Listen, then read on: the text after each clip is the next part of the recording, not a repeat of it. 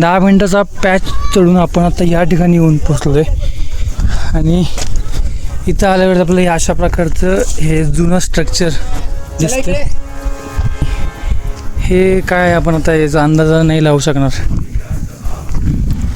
हे आत्ता एकदम पडक्या अवस्थेत आपल्याला इथं दिसतंय आणि इकडं अजून काहीतरी दिसतंय आपलं पुढं. हे पण इथं पण पाणीच दिसतंय मला, म्हणजे पण आपण एक पाण्याचा टाकाच असू शकतो. हे पण एक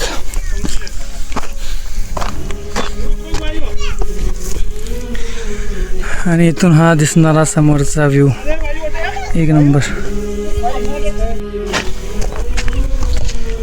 या ठिकाणी आपलं हे तटबंदीचा हा जो भाग आहे हे पाण्यामुळं हे पूर्ण असं खाली गेलं आहे. पाणी जाऊन जाऊन काय कोणती प्राणी पाणी जाऊन जाऊन हे पूर्ण असं इथून हे ढासळलं आहे पूर्ण.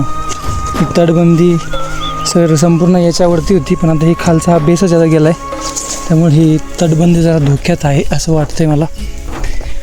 आणि इथून ही अशी पूर्ण पट्टी आहे तटबंदीची लांबपर्यंत.